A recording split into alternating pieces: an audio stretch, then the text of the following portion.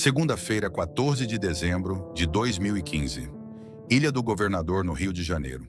3.000 homens chegam ao estaleiro no horário de sempre. O portão está lacrado. Cada um recebe uma carta.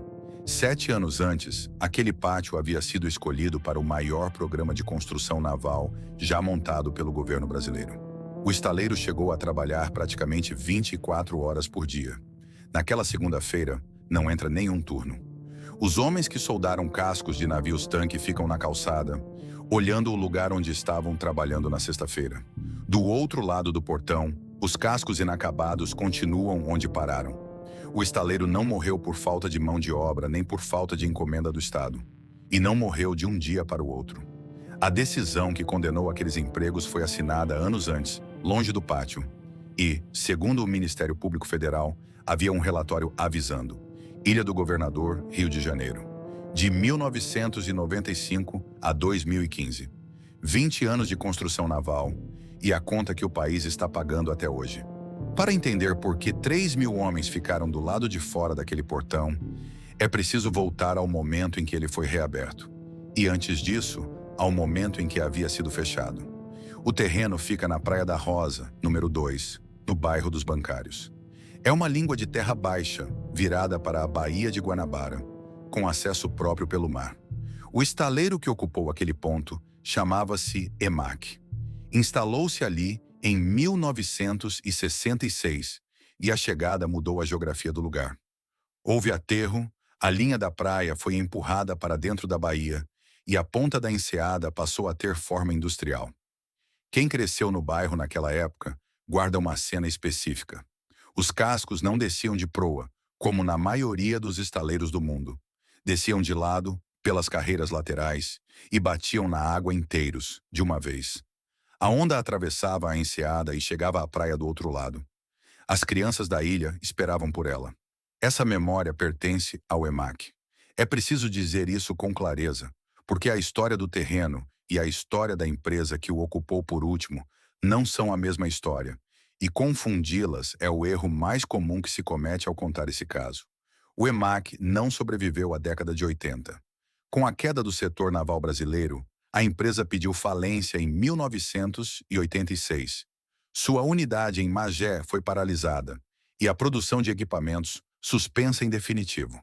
No início dos anos 90, o estaleiro foi comprado pelo investidor Nelson Tanuri, que já vinha adquirindo empresas em dificuldade e que em menos de 3 anos também assumiria a Verolme e a Ishikawajima. Em 1994, as três foram fundidas. O resultado para a Ilha do Governador foi simples.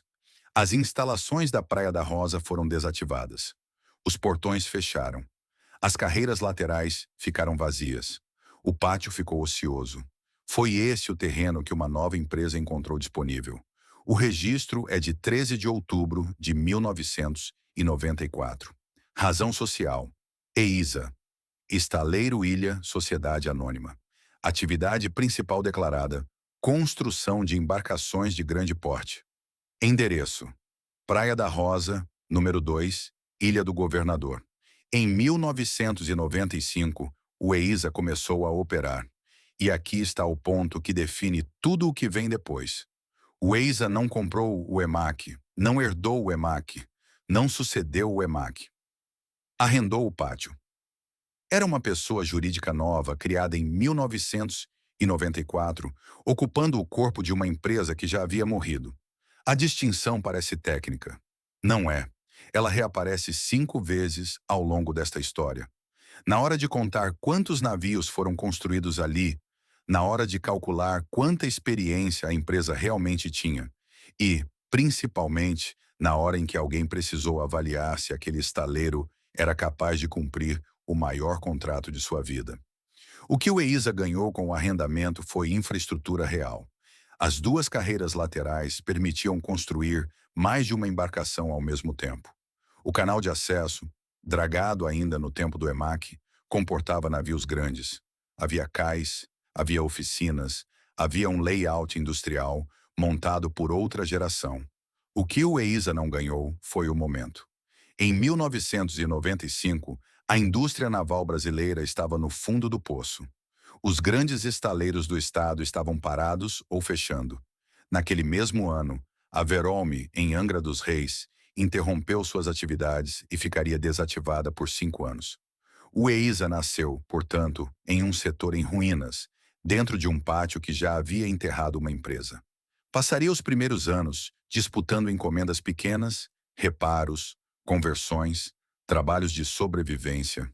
Levaria 13 anos até que o telefone tocasse com uma proposta capaz de mudar tudo. E quando tocou, veio do próprio governo brasileiro. O telefone tocou porque o Brasil havia decidido reconstruir a própria marinha mercante. O programa se chamava PROMEF, Programa de Modernização e Expansão da Frota, da Transpetro, a subsidiária de transporte e logística da Petrobras.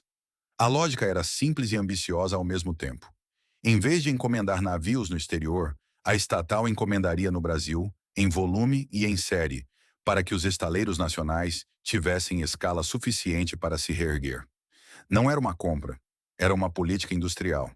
O tamanho do programa dá a medida do que estava em jogo. 49 embarcações no total, divididas em 2 fases. Uma exigência de conteúdo nacional. Uma previsão de 40 mil empregos diretos. E para a construção dos navios, o consumo estimado de 680 mil toneladas de chapa grossa de aço. Para um estaleiro que passara 13 anos vivendo de reparo e conversão, entrar nessa lista era mudar de categoria. O EISA entrou. A assinatura do contrato aconteceu em uma quinta-feira, 4 de dezembro, na sede da Transpetro. O estaleiro da Ilha do Governador ficaria com 4 navios do tipo Panamax da primeira fase. Na segunda fase, viriam mais 8 navios de transporte de produtos derivados de petróleo. 12 embarcações ao todo, encomendadas pelo Estado brasileiro a um pátio arrendado na Baía de Guanabara. Na cerimônia, o presidente da Transpetro fez questão de citar o empenho do presidente Lula e do governador Sérgio Cabral. Era um contrato, mas foi tratado como um ato político. E era. O que se seguiu no pátio da Praia da Rosa foi uma transformação física. Os navios Panamax encomendados ao EISA teriam 228 metros de comprimento cada um. Capacidade para transportar 550 mil barris de petróleo. Para efeito de comparação, o casco de um único desses navios era mais longo que 2 campos de futebol enfileirados. O contrato assinado com o estaleiro somava 856 milhões de reais. E havia a promessa que interessava ao bairro. A Transpetro projetava que aquelas obras gerariam até 4 mil empregos no pico da construção. O estaleiro começou a contratar. Os anúncios do EISA daquele período são um documento em si. Não pediam diploma, pediam ofício, esmerilhador, soldador, jatista, pintor, desempenador, maçariqueiro, goivador, encanador, chapeador, serralheiro, fresador, mecânico de bordo, chapeador de alumínio, soldador de alumínio, ensino médio, mesmo incompleto, e para algumas funções, ensino fundamental bastava. Exigia-se 1 ano de experiência comprovada na carteira, jornada de 44 horas semanais, início imediato. Era um estaleiro contratando a Ilha do Governador inteira, função por função. Homens que haviam aprendido a soldar com o pai, ou em uma obra qualquer da Baixada, ou em um dos estaleiros que já haviam fechado, atravessavam o portão da Praia da Rosa com a carteira de trabalho na mão. O número de trabalhadores no pátio chegaria a 3.200. O momento simbólico veio com o corte da primeira chapa de aço do primeiro Panamax, em 2011. É um ritual da construção naval. A chapa cortada marca o início oficial da obra. Havia autoridades, havia imprensa, havia discurso. E foi no discurso que o presidente do EISA, Jorge Gonçalves, disse a frase que resume tudo o que este episódio precisa explicar. Ele lembrou que a última embarcação entregue pelo estaleiro ao sistema Petrobras havia sido o navio-tanque Livramento, em 1997. 14 anos sem construir um navio para a estatal. E então anunciou que, naquele dia, começava ali o navio de número 101 encomendado pela Petrobras, aquele pátio. 101. O número era verdadeiro e enganoso ao mesmo tempo. Verdadeiro porque, somando toda a produção que já havia saído daquelas carreiras laterais, aquele seria realmente o 101º navio construído no terreno para uma estatal. Enganoso porque a maior parte daquela contagem não pertencia ao EISA, pertencia ao EMAC, a empresa que havia falido em 1986 e cuja experiência acumulada estava sendo apresentada em 2011 como currículo de quem apenas alugava o endereço. O estaleiro não estava mentindo. Estava fazendo o que todo estaleiro daquele pátio fazia, contando a história do lugar como se fosse a história da empresa. Mais tarde, quando alguém precisasse decidir se o EISA tinha ou não condições técnicas de entregar 4 navios de 228 metros, essa diferença deixaria de ser uma sutileza contábil. Mas isso é depois. Em 2011, o pátio da Praia da Rosa era outra coisa. Havia caminhão de chapa entrando pelo portão. Havia guindaste montando bloco sobre bloco. Havia o barulho contínuo de esmerilhadeira e o cheiro de aço queimado que fica na roupa e não sai na primeira lavagem. Havia turno de madrugada. Havia gente do bairro que passava de ônibus e via, de longe, o casco crescendo. Um objeto grande demais para ser entendido de perto, que só ganhava escala quando alguém parava um homem ao lado dele. A Ilha do Governador voltara a ter um estaleiro grande. O Brasil voltara a construir petroleiros. E 3.200 famílias tinham, pela primeira vez em muito tempo, previsão de estabilidade. Faltavam 3 anos para o primeiro portão ser fechado. E naquele momento, dentro da própria Transpetro, já existia um documento que ninguém no pátio jamais leu. Antes de chegar ao documento, é preciso responder a uma pergunta que ninguém fez na cerimônia do corte da chapa. Se o EISA era capaz de construir navios grandes, por que passara 14 anos sem entregar um único navio à Petrobras? A resposta não estava na capacidade de soldar aço, estava em papel. Na construção naval, um estaleiro não é contratado apenas pelo que sabe fazer. É contratado pelo que consegue garantir. Quando um armador encomenda uma embarcação, ele paga em parcelas ao longo de anos contra um casco que ainda não existe. Para se proteger, exige um seguro-garantia, um instrumento pelo qual uma seguradora se compromete a cobrir o prejuízo caso o estaleiro não entregue. Sem essa apólice, o contrato não sai do papel. Nenhum navio é cortado. Nenhum financiamento é liberado. E foi exatamente aí que o EISA travou 2 vezes antes do Promef. O primeiro caso é de 2002. A Transpetro encomendou ao estaleiro 4 navios, os primeiros de um programa chamado Navega Brasil. O valor contratado foi de 244 milhões de dólares. Era, à época, a maior oportunidade da história da empresa. O EISA passou 2 anos sem conseguir apresentar as garantias exigidas. 2 anos. Sem os recursos do Banco Nacional de Desenvolvimento Econômico e Social, a operação não se sustentava. No fim, a estatal cancelou a licitação. Os 4 navios não foram construídos. O segundo caso é de 2004. Dessa vez, a encomenda veio de fora. O estaleiro italiano, Rodrigues, subcontratou o EISA para construir 2 embarcações. Também não saiu. A empresa europeia não conseguiu obter, junto a bancos do continente, o seguro necessário para construir os navios no Brasil. O contrato foi cancelado. 2 encomendas, 2 cancelamentos, nenhuma delas por defeito de solda. O problema, é justo dizer, não era exclusivamente do EISA. O seguro era uma questão crônica de toda a indústria naval brasileira daquele período. O Instituto de Resseguros do Brasil trabalhava com limites apertados, e os estaleiros nacionais disputavam espaço dentro de um teto que não comportava a ambição do setor. Em 2005, quando o EISA finalmente fechou encomendas, somando 217 milhões de dólares, a assinatura definitiva ainda dependia de acerto com o Instituto. E o vice-presidente da controladora precisou explicar publicamente que as garantias exigidas eram baixas, de 10 a 20% do valor das obras, como quem pede que se confie na indústria nacional. Ainda assim, o padrão é o padrão. Ao longo de mais de uma década, o EISA demonstrou uma dificuldade estrutural em transformar oportunidade em contrato executável. Um estaleiro pode ter as melhores carreiras laterais do Rio de Janeiro, pode ter mão de obra experiente, pode ter canal dragado e cais para navios de 280 metros, e ainda assim morrer por um documento que uma seguradora se recusa a emitir. Essa é a primeira rachadura dessa história. Ela é anterior à crise, é anterior ao Promef, é anterior à Lava Jato. E ela levanta uma questão que só ficaria clara muitos anos depois.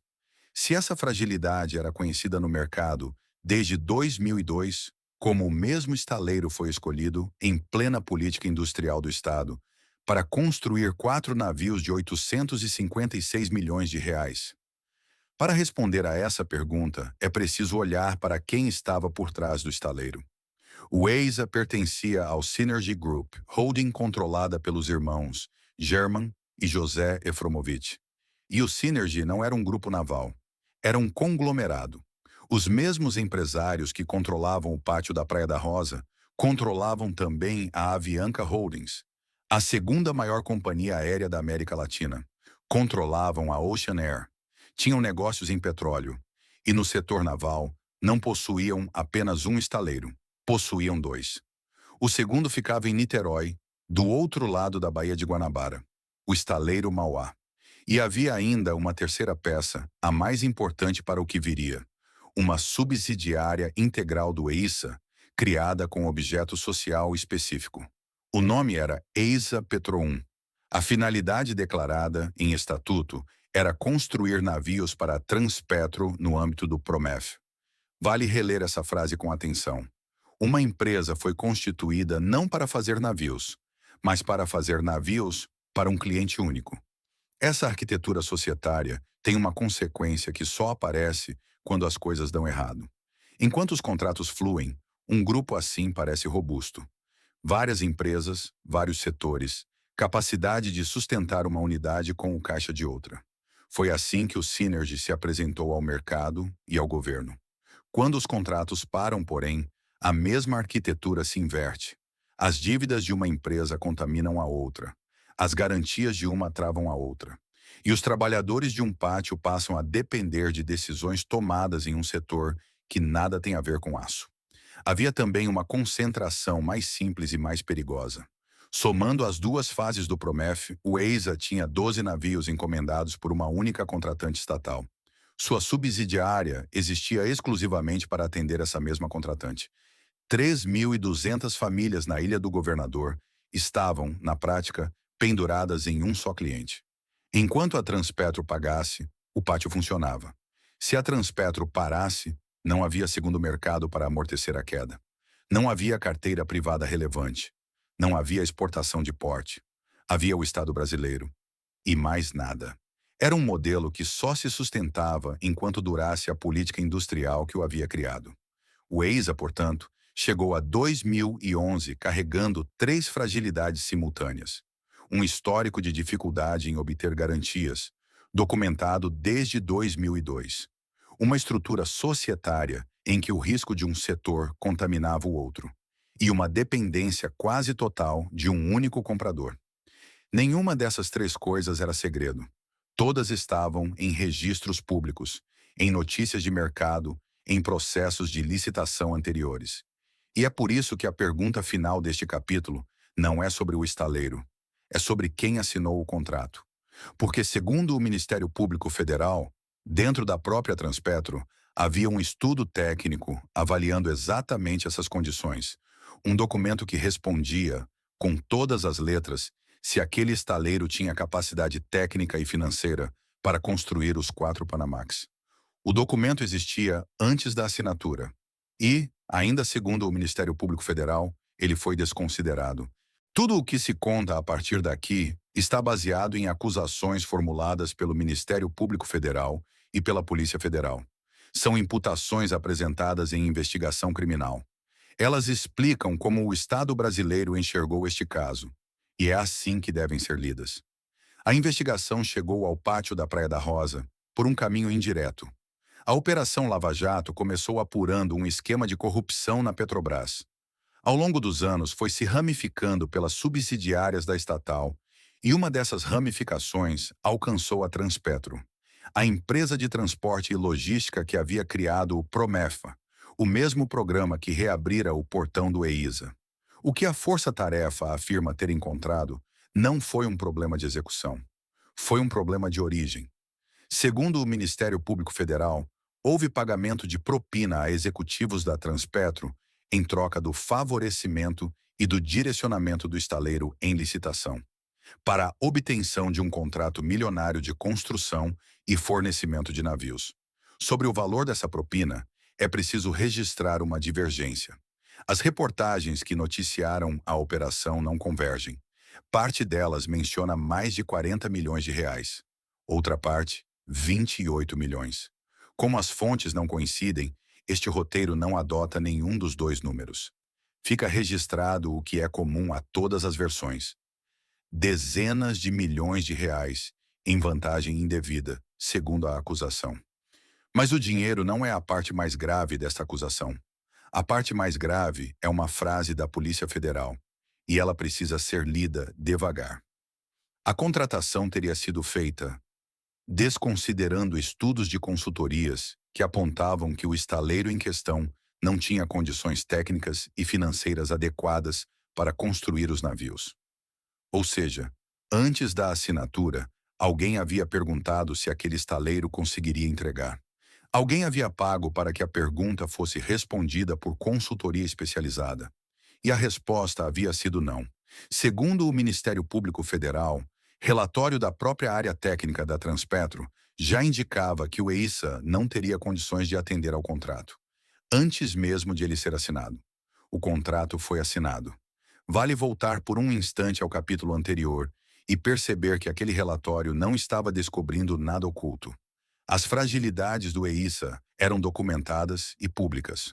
O histórico de 2 anos sem conseguir garantia para os navios do Navega Brasil. O cancelamento do contrato italiano. A dependência de um cliente único. A estrutura societária que misturava aviação e construção naval. Um analista técnico, com acesso a registros públicos, chegaria à mesma conclusão. E chegou.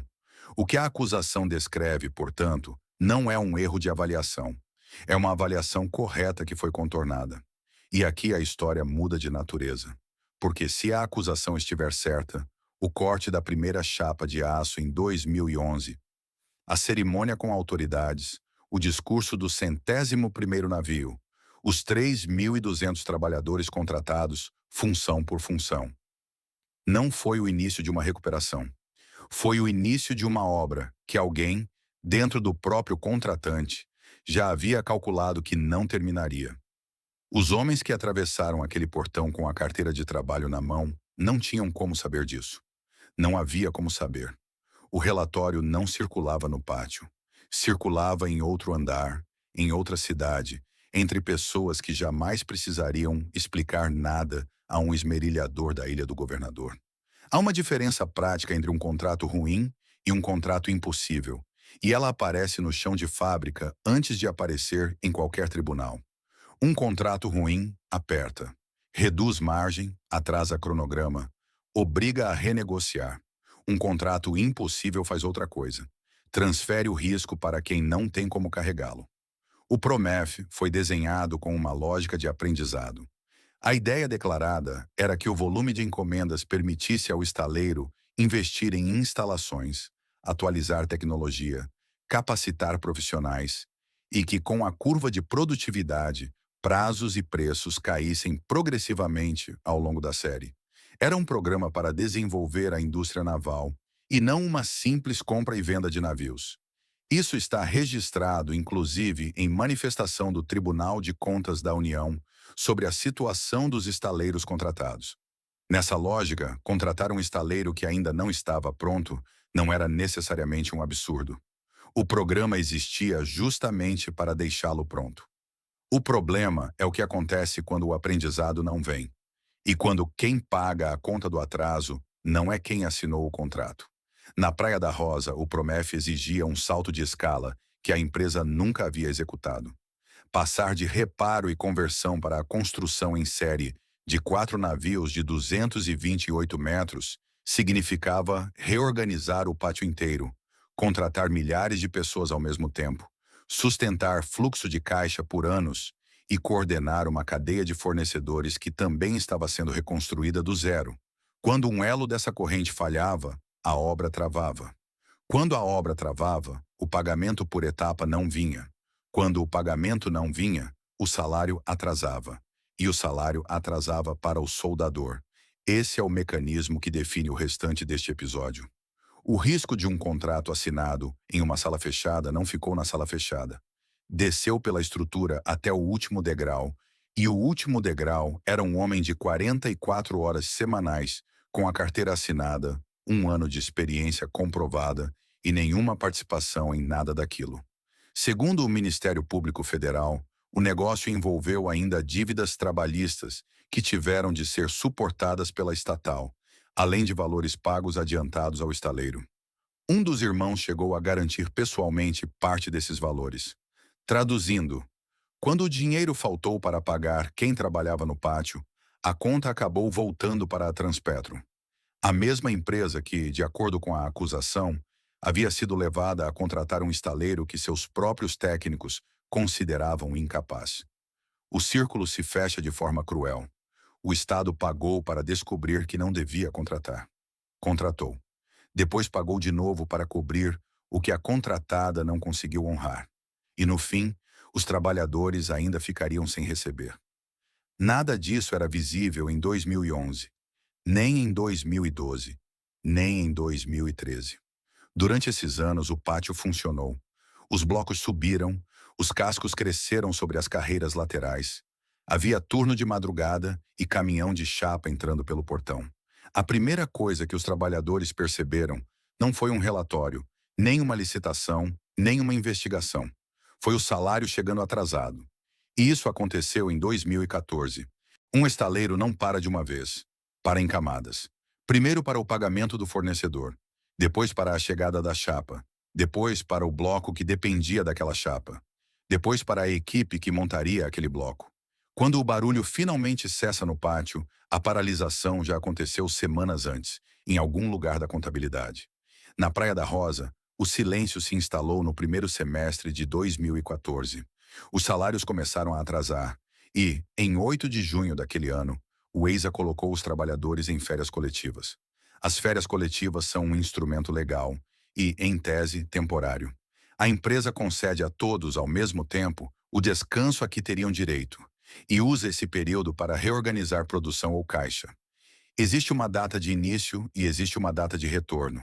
É essa data de retorno que dá sentido ao instrumento. O retorno estava marcado para 30 de junho. Não houve retorno em 30 de junho. A empresa adiou. A nova data passou a ser segunda-feira, 14 de julho. Os trabalhadores se organizaram em torno dela. 14 de julho era o dia em que o portão voltaria a abrir. Não abriu. Na véspera do retorno, a empresa comunicou nova prorrogação. Dessa vez até o dia 28. É preciso entender o que esse mecanismo faz com uma família. Férias coletivas não são demissão. Ninguém está desempregado. O vínculo continua. A carteira continua assinada. Não há rescisão, não há saque do fundo de garantia, não há seguro-desemprego.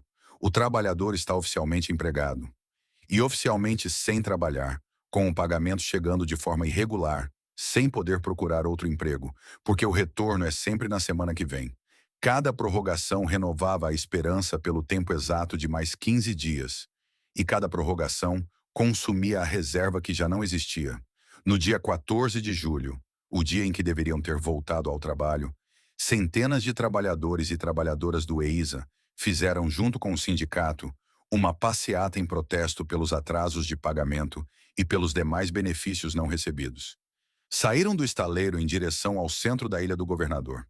A manifestação foi duramente reprimida pela polícia militar, em confronto violento com os funcionários.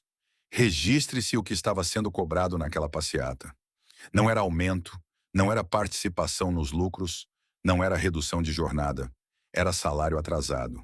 O Sindicato dos Metalúrgicos do Rio de Janeiro vinha denunciando a situação havia tempo. O presidente da entidade descreveu o quadro sem eufemismo.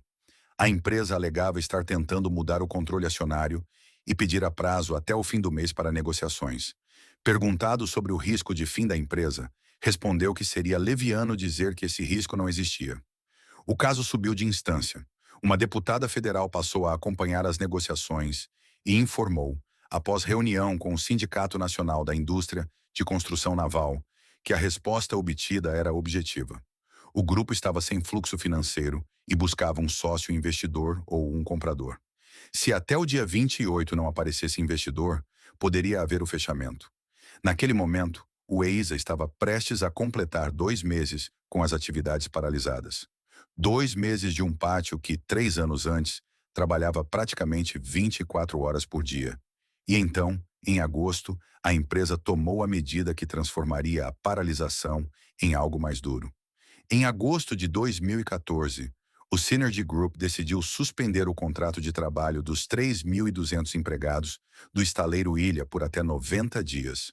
No vocabulário trabalhista brasileiro, essa medida tem um nome informal que descreve bem o que ela é: layoff. O contrato não é rompido, é congelado. O trabalhador deixa de prestar serviço, a empresa deixa de pagar salário e o vínculo fica em suspensão por um prazo determinado. Comparado às férias coletivas, é um degrau abaixo. Férias coletivas ainda são um período de descanso remunerado. A suspensão contratual é a admissão formal de que a empresa não tem como pagar por aquele trabalho. O Ministério Público do Trabalho acompanhou o caso. Para o pátio, o efeito foi este: 3.200 pessoas ainda pertenciam ao EISA e nenhuma delas tinha para onde ir. Foi nesse ponto que apareceu o dinheiro. Em agosto daquele mesmo ano, um empréstimo de 120 milhões de dólares garantiu alguma sobrevida ao estaleiro. É um número que merece ser dito devagar, porque ele explica por que esta história durou mais 1 ano e meio. 120 milhões de dólares não é pouco. É capital suficiente para religar um pátio, pagar atrasados e retomar cronograma. Quando a notícia chegou, muita gente na Ilha do Governador entendeu que o pior havia passado. E, por um período, os sinais foram mesmo nessa direção. Em novembro, a empresa de logística Login anunciou a retomada da construção de 4 navios encomendados ao estaleiro, com investimentos adicionais de 74 milhões e meio de reais.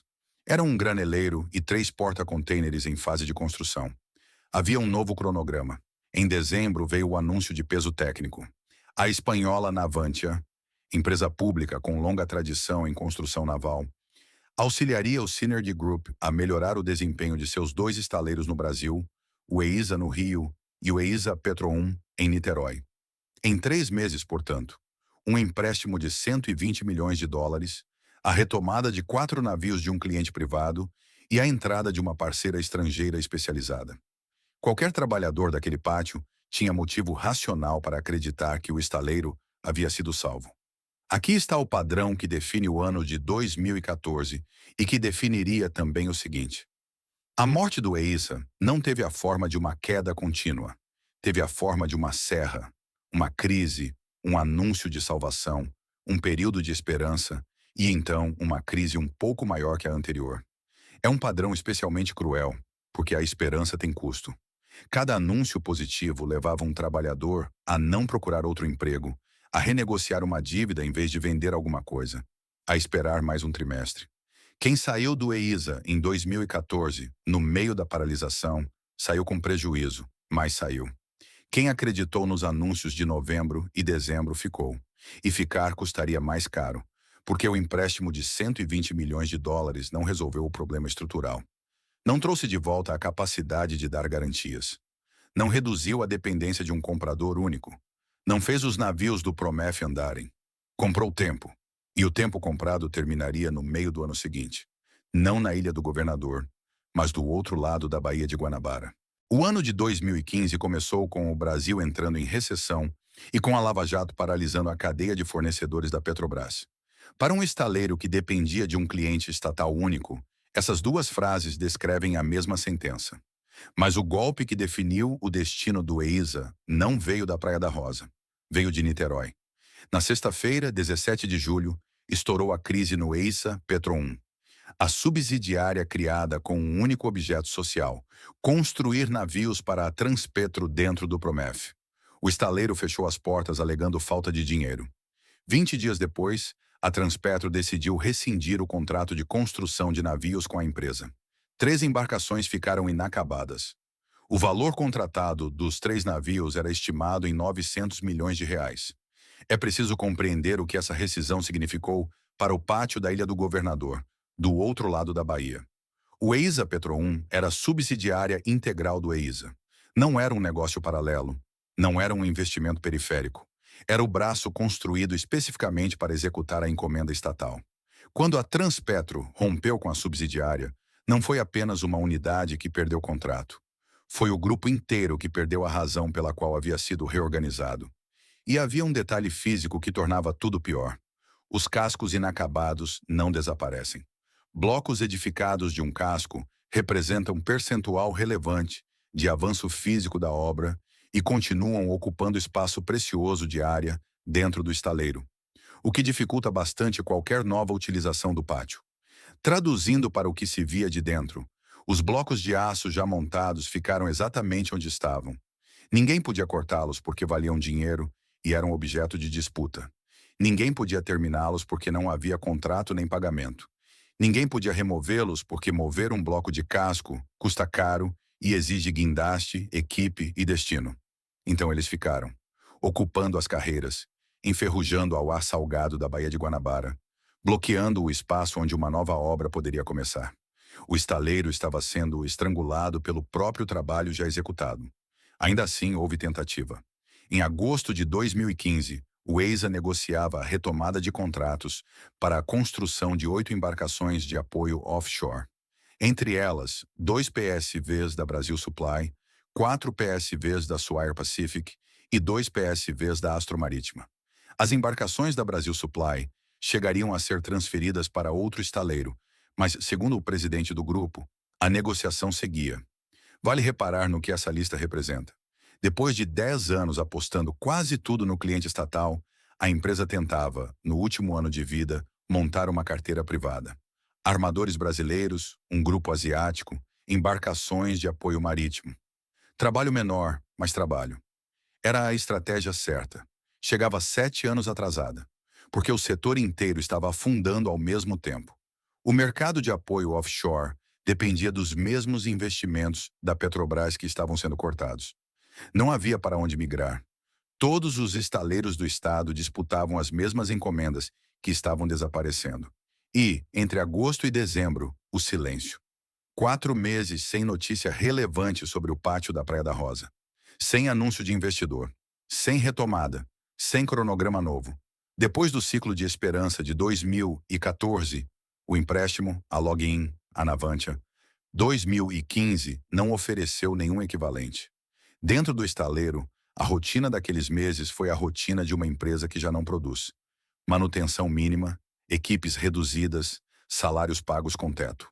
O sindicato registraria, mais tarde, que a empresa vinha pagando até R$ 3.000 por mês, mesmo a quem ganhava mais. Não era um corte negociado, era o que havia em caixa. Do outro lado da Bahia, o quadro já tinha sido dado. Em julho, o estaleiro Mauá, a outra unidade naval do mesmo grupo, havia demitido milhares de funcionários e fechado as portas. Até o fim daquele ano, esses trabalhadores não haviam recebido suas indenizações nem suas rescisões contratuais. A empresa alegava não ter recursos financeiros para honrar o compromisso. Quem trabalhava na Ilha do Governador tinha, portanto, um espelho a poucos quilômetros de distância. Sabia exatamente como terminava. Sabia que o encerramento vinha sem aviso e que a rescisão vinha sem dinheiro. O que ninguém sabia era a data. E ela chegaria numa sexta-feira comum, pelo canal mais antigo de comunicação de qualquer chão de fábrica brasileiro. Não por comunicado oficial, não por convocação de assembleia, mas pela conversa que atravessa o pátio de boca em boca e que no Brasil tem nome próprio: a Rádio Peão. Rádio Peão é como o trabalhador brasileiro chama a informação que circula pelo chão, de fábrica antes de circular pelo mural de avisos. Não tem fonte identificável, não tem carimbo, não tem hora marcada. Alguém do escritório comenta com alguém da produção. Alguém do almoxarifado ouve. No fim do turno, o pátio inteiro sabe. Ela quase sempre chega antes do comunicado oficial. E quase sempre está certa. Numa sexta-feira de dezembro de 2015, já de manhã, a Rádio Peão anunciava no EISA o corte de pessoal. Quem estava no pátio naquela manhã incluía Rogério de Carvalho da Silva Sobrinho. Ele trabalhava no estaleiro desde 2008. Entrara, portanto, no ano da grande encomenda estatal e havia atravessado a paralisação, as férias coletivas, a suspensão de contrato e o ano de silêncio. 7 anos de casa. Foi ele quem descreveria depois o que aconteceu naquela sexta-feira e na segunda-feira seguinte. Entre uma coisa e outra, houve um fim de semana. Vale demorar um instante nesse intervalo, porque ele é a parte da história que não está em nenhum documento. Sábado e domingo na Ilha do Governador, com o rumor circulando e nenhuma confirmação. Homens que sabiam o que havia acontecido em Niterói 5 meses antes, que sabiam que os colegas do outro estaleiro do mesmo grupo tinham sido demitidos e não haviam recebido rescisão, que sabiam que o Natal era dali a 10 dias e que ainda tinham, no bolso, uma carteira de trabalho assinada. Não havia nada a fazer com aquele fim de semana além de esperar a segunda-feira. Segunda-feira, 14 de dezembro de 2015. Sobre o que aconteceu naquela manhã, existem dois relatos. E este roteiro apresenta os dois, porque as fontes não coincidem, e escolher uma versão seria inventar a certeza que o registro não oferece. A primeira versão é a que circulou na imprensa naquele mesmo dia. Segundo essa versão, os cerca de 3.000 funcionários chegaram ao local de trabalho e encontraram os portões da empresa lacrados. Um relato sindical descreve os portões lacrados com chapa de aço. Ali receberam uma carta de demissão. A segunda versão vem do próprio trabalhador. Segundo o relato de Rogério de Carvalho, na segunda-feira seguinte ao rumor, alarmados, os funcionários do dia pararam de trabalhar e foram tomar satisfação com as chefias. A satisfação foi prestada com a confirmação das demissões. As duas versões descrevem o mesmo desfecho e sequências diferentes. Numa, o portão já estava fechado quando eles chegaram. Noutra, houve turno, houve parada de trabalho e houve confronto com a chefia antes da confirmação. Este roteiro não as funde numa cena só. Registra que ambas existem e que o que é comum a todas as fontes é o resultado. Naquela segunda-feira, aproximadamente 3.000 metalúrgicos foram desligados de uma vez. A carta estava assinada pela presidência do estaleiro, controlado pela holding do grupo. O texto justificava que o corte de pessoal era consequência dos impactos da recessão econômica e da Lava Jato, que paralisara as atividades da indústria naval e de offshore. Afirmava que a única alternativa para manter o estaleiro funcionando era diminuir ao máximo os custos operacionais. E dizia, textualmente, que era com muita tristeza e dor que a empresa se via na necessidade imediata de realizar corte de pessoal. Vale ler essa carta contra o que já se sabia. A recessão era real. A Lava Jato havia de fato paralisado a cadeia de fornecedores da Petrobras. Isso é fato documentado e afetou o setor inteiro. A carta não estava inventando o contexto, mas a carta atribuía a um contexto de 2015 uma falência que vinha sendo construída desde muito antes. Não mencionava os 2 anos sem conseguir seguro-garantia em 2002. Não mencionava a dependência de um comprador único. Não mencionava, e não teria como mencionar, porque a investigação ainda não havia chegado ali. O relatório técnico que, segundo o Ministério Público Federal, apontava antes da assinatura que aquele estaleiro não tinha condições de cumprir o contrato. Para os homens que estavam segurando o papel, nada disso importava naquela manhã. O que importava era uma frase de 2 linhas informando que o emprego havia acabado. E havia a lista do que não fora pago. O presidente do Sindicato dos Metalúrgicos enumerou publicamente o que estava em risco: o 13º salário, o pagamento da multa, as férias e ainda o reajuste salarial de 9,8% recentemente aprovado, retroativo ao mês de outubro, que a empresa não havia pago. A empresa, disse ele, já vinha com dificuldade de pagar os funcionários. Estava pagando até R$ 3.000 por mês, mesmo a quem ganhava mais. E acrescentou a informação que dava a medida do que viria. 4 meses antes, a mesma empresa havia demitido metalúrgicos do estaleiro Mauá, e até aquele dia eles não haviam recebido nada. Era dezembro. O 13º salário é, para a maior parte das famílias brasileiras, o dinheiro do fim de ano. A dívida quitada, a compra adiada, o Natal. 3.000 famílias na Ilha do Governador souberam, naquela segunda-feira, que não haveria 13º, não haveria rescisão e provavelmente não haveria nada. Eles não foram para casa. Naquela mesma segunda-feira, centenas de funcionários seguiram em manifestação até a via de acesso do aeroporto do Galeão. A geografia importa aqui, e é de uma ironia que ninguém precisou construir. O estaleiro fica na Ilha do Governador. O aeroporto internacional Antônio Carlos Jobim, o Galeão, fica na mesma ilha. é o principal aeroporto do Rio de Janeiro e ocupa cerca de um terço do território insular na porção oeste. Do portão do estaleiro até a via de acesso do terminal é uma caminhada. Então os homens caminharam, bloquearam parte do acesso ao aeroporto e ficaram ali, na pista de entrada do maior terminal aéreo do estado, enquanto os aviões continuavam pousando e decolando por cima deles, no horário. Havia uma razão prática para a escolha do lugar. Era o ponto onde uma manifestação de metalúrgicos demitidos se tornava impossível de ignorar. Mas havia também uma coincidência que só ficaria clara 5 anos depois. O grupo que controlava aquele estaleiro controlava igualmente uma das maiores companhias aéreas da América Latina. Naquele mesmo dia, parte dos manifestantes caminhou até a frente da empresa aérea do grupo, dentro da própria ilha. Homens sem rescisão, protestando na porta de um aeroporto contra os donos de uma companhia de aviação, depois de perderem o emprego em um estaleiro. Tudo isso cabia em um único bairro da zona norte do Rio de Janeiro. No dia seguinte ao fechamento, veio o ato formal. O EISA anunciou a entrada em processo de recuperação judicial. Em nota, a empresa afirmou ter tomado essa decisão difícil, com o objetivo de preservar os estaleiros e permitir que as atividades fossem retomadas o mais breve possível, garantindo que os funcionários demitidos teriam prioridade na recontratação. Alegava total impossibilidade de manter os estaleiros em plena atividade no momento, devido à falta de condições financeiras. O pedido englobava as atividades na Ilha do Governador e a subsidiária de Niterói. A nota lamentava as demissões e a situação financeira, mas ressaltava que a empresa havia entregado, poucos dias antes, uma grande embarcação a um de seus principais clientes. Uma embarcação que estava em teste no mar. Segundo a companhia, isso demonstraria o compromisso de manter todos os contratos, assim que obtivesse um entendimento que assegurasse fluxo de caixa compatível com os pagamentos que teria pela frente, especialmente salários e encargos sociais. Essa última frase merece ser lida 2 vezes. A empresa dizia estar comprometida a honrar salários e encargos sociais.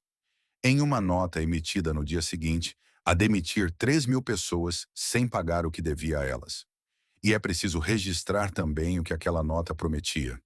Prioridade na recontratação, assim que as atividades fossem retomadas. Nenhum daqueles 3.000 trabalhadores foi recontratado, porque as atividades nunca foram retomadas. O que aconteceu na Praia da Rosa naquela segunda-feira não foi um acidente isolado. Foi a parte visível de um colapso setorial que já estava em curso. Naquela semana, o Brasil tinha 3 estaleiros do Rio de Janeiro em dificuldade financeira ao mesmo tempo. No fim de novembro, em Angra dos Reis, o Brasfels havia anunciado a extinção de 2.000 postos de trabalho.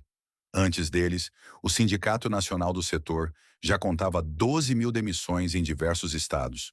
Ao longo daquele ano, as empresas do setor naval fluminense demitiram mais da metade de seus funcionários. Segundo a Confederação Nacional dos Metalúrgicos, foram cortadas 14.000 vagas em 2015, reduzindo para 12.000 o total de empregados no segmento no estado. Em todo o Brasil, do Rio Grande do Sul a Pernambuco, 28.000 pessoas foram demitidas naquele mesmo ano. O EISA foi uma linha nessa estatística. Mas para quem estava no portão da Praia da Rosa naquela manhã, não era uma estatística. Era uma chapa de aço lacrando uma entrada que se atravessava havia 7 anos. Era uma carta de 2 linhas. Era um 13º que não viria. Era um fim de semana de dezembro que havia sido, sem que ninguém soubesse, o último com emprego. E era o começo de uma espera que, naquele momento, ninguém imaginava quanto duraria. Rogério de Carvalho tinha 34 anos naquela segunda-feira. 7 anos de estaleiro. Uma carteira assinada que acabava de virar papel. Ele entraria na Justiça do Trabalho. E ainda estaria esperando muitos anos depois. Uma indústria não desaparece no dia em que fecha um portão. Desaparece nos anos seguintes, quando fica claro que ninguém vai reabri-lo. No fim de 2014, o setor naval empregava 30.000 trabalhadores no estado do Rio de Janeiro. 5 anos depois, eram cerca de 3.000. 27.000 empregos desapareceram. E desapareceram com estaleiros fechados ou praticamente parados, segundo o vice-presidente do Sindicato Nacional, que representa lá a indústria naval. As unidades que continuaram em funcionamento passaram a se dedicar ao estacionamento de embarcações ou a pequenos reparos e manutenção. Esse é o número que mede o que aconteceu. Mas ele não explica sozinho, porque um emprego de estaleiro não é um emprego qualquer. A construção naval é uma indústria de encadeamento profundo. Cada posto dentro do pátio sustenta vários postos fora dele. A caldeiraria, que fabrica peças sob medida, a empresa de andaime, a de pintura industrial, a de transporte pesado, a de alimentação coletiva que serve o refeitório, o ônibus fretado que traz o turno da madrugada. Quando o estaleiro para, todos param. E a maioria dessas empresas é pequena demais para sobreviver a um cliente que some. As demissões em massa não atingiram apenas os trabalhadores, mas toda uma cadeia de fornecedores e prestadores de serviço, agravando a crise econômica em regiões dependentes da atividade naval, como Niterói, Itaguaí e Ipojuca. Há também a questão da qualificação, e ela é a mais difícil de reverter. Soldador de casco não se forma em curso rápido. Chapeador de estrutura naval, jatista, maçariqueiro, mecânico de bordo.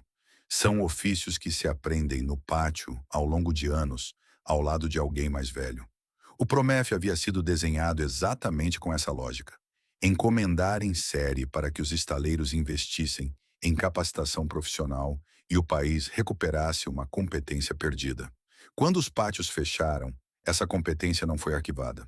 Foi dispersa. Homens de 40 anos, com 15 de experiência em construção naval, foram procurar emprego em obra civil, em manutenção predial, em qualquer coisa. Alguns saíram do Estado. Muitos saíram do ofício. E um ofício abandonado por uma década não volta quando a encomenda volta. Porque a geração que o ensinaria já não está no pátio. Foi o segundo maior parque naval do mundo. Nos anos 70, o Brasil ficou atrás apenas do Japão. Para os 3.000 da Praia da Rosa, porém, a estatística tinha um rosto mais imediato: o dinheiro que não veio. Muitos trabalhadores ficaram sem receber seus direitos. Rogério de Carvalho entrou na Justiça do Trabalho cobrando R$ 95 mil do EISA. É o valor de uma vida de trabalho convertida em processo. 13º, férias, multa, verbas rescisórias, o reajuste retroativo. Tudo somado, transformado em número de autos e depositado numa fila. Perguntado sobre o estaleiro, anos depois, ele não falou primeiro do dinheiro. Disse que ali havia feito muitos amigos, que ali praticamente começara a sua vida adulta profissional, que aprendera muita coisa e que aprendera ética profissional. Vale registrar essa frase inteira, porque ela é o contrapeso de tudo o que este episódio contou até aqui. Enquanto se discutia licitação, propina e relatório técnico em salas fechadas, dentro daquele pátio existia uma coisa que nenhuma investigação mede.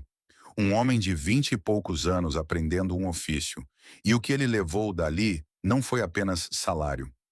O estaleiro que o Ministério Público descreveria como instrumento de um esquema foi, para ele, onde a vida adulta começou. Enquanto os processos trabalhistas se acumulavam, a investigação criminal seguia seu curso.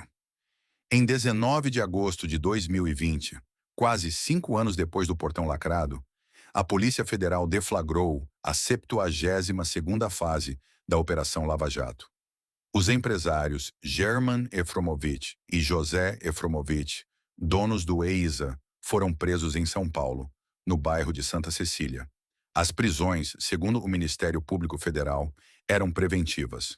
Além dos 2 mandados de prisão, foram cumpridos 6 mandados de busca e apreensão em Alagoas, São Paulo, Niterói e na Ilha do Governador.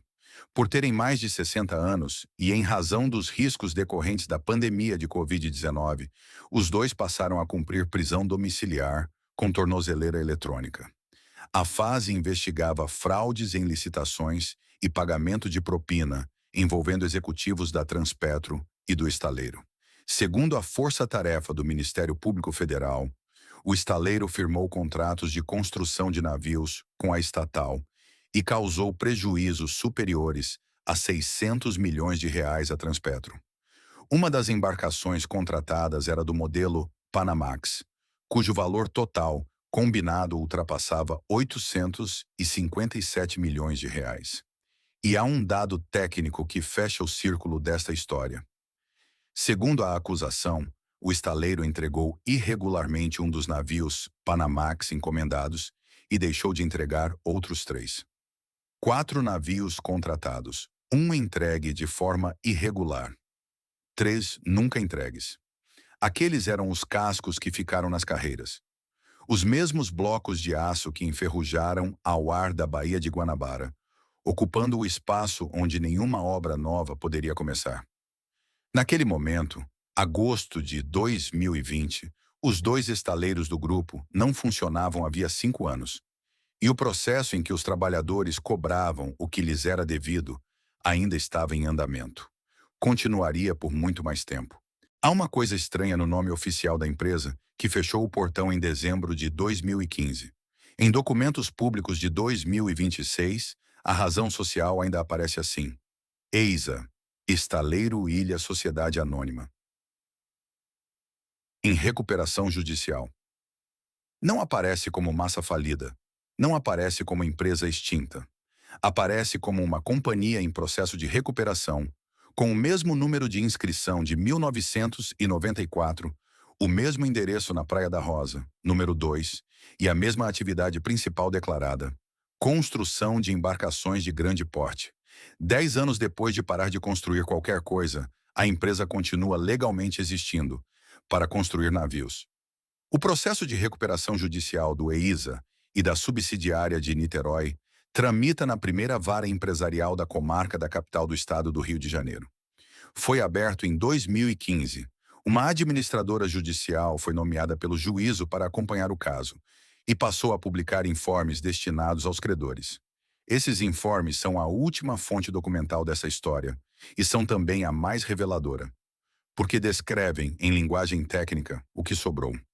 Sobre a homologação do plano de recuperação, a administradora judicial esclareceu que ela está suspensa por decisão da 4ª Câmara de Direito Privado, que condicionou sua continuidade à apresentação das certidões negativas de débito pelas recuperandas. Traduzindo, o plano que deveria organizar o pagamento dos credores está travado porque a empresa precisa comprovar que não deve tributos. E ela deve. E há a pergunta que os credores mais fizeram, transcrita textualmente no informe: o plano só será cumprido com a venda dos ativos do estaleiro? A resposta da administradora judicial foi de uma palavra: sim. A principal fonte de recursos prevista no plano é a alienação dos ativos do estaleiro. Sucata, embarcações e outros bens. Está escrito no documento, na primeira posição da lista. Antes das embarcações. Antes de qualquer outro bem. O plano de recuperação de um estaleiro que existiu para transformar chapa de aço em navio prevê, como principal fonte de recursos, transformar aquele navio de volta em chapa de aço e vendê-la ao peso. Os blocos que ficaram nas carreiras em 2015, os cascos inacabados que ocupavam espaço precioso e que ninguém podia cortar porque eram objeto de disputa, agora podem ser cortados. É essa a solução. É desse corte que sai o dinheiro. E é preciso dizer com clareza quem está na fila para receber esse dinheiro. Em dezembro de 2025 e janeiro de 2026, a administradora judicial informou que o juízo autorizou o pagamento da parcela em atraso devido aos credores trabalhistas da classe 1, de forma integral ou, não havendo recursos suficientes para a quitação total, de forma parcial. Credores trabalhistas da classe 1 são os trabalhadores. Portanto, 10 anos e 1 mês depois daquela segunda-feira, os homens que foram demitidos no portão da Praia da Rosa ainda estavam recebendo em parcelas, parcelas que atrasam, parcelas que podem ser pagas apenas parcialmente, se o dinheiro não der. E o dinheiro vem da venda da sucata do estaleiro onde eles trabalhavam. Os homens que ergueram aqueles blocos de aço estão sendo pagos com o próprio aço, cortado e vendido aos poucos. Um estaleiro se desmontando para quitar o último salário. O processo trabalhista de Rogério de Carvalho e de milhares de colegas atravessou uma década. A luta jurídica do sindicato não terminou. E a empresa, que nunca voltou a operar, também nunca foi declarada morta. Ficou nesse estado intermediário que o direito brasileiro permite. existente, inativa, endividada, sendo vendida em pedaços para pagar quem trabalhou nela. O corpo continua ali. Ninguém o enterrou. O que essa história ensina não precisa de moral. Precisa apenas de três frases postas lado a lado. A primeira: segundo o Ministério Público Federal, havia um relatório técnico apontando, antes da assinatura, que aquele estaleiro não tinha condições de cumprir o contrato. E ele foi desconsiderado. A segunda: 3.200 famílias na Ilha do Governador dependiam na prática de um único comprador, e não havia segundo mercado para amparar a queda quando esse comprador parou. A terceira: quem assinou o contrato respondeu em prisão domiciliar, com tornozeleira eletrônica na própria casa. Quem soldou o casco respondeu esperando uma parcela que talvez venha pela metade. Entre uma coisa e outra existe uma distância que não é jurídica. É a distância entre quem decide e quem executa. E ela é o assunto verdadeiro deste episódio. O Promef prometia 40 mil empregos diretos e a reconstrução da segunda maior indústria naval que o mundo já teve. Não era uma promessa vazia. Era uma política pública com desenho, orçamento e prazo. O que se perdeu na Ilha do Governador não foi apenas um estaleiro. Foi a demonstração de que uma política industrial correta, executada por meio de um contrato que seus próprios técnicos consideravam inexequível, produz o oposto exato do que pretendia, e de que a conta desse erro nunca é paga por quem o cometeu. Ela é paga em parcelas, com 10 anos de atraso, por um soldador.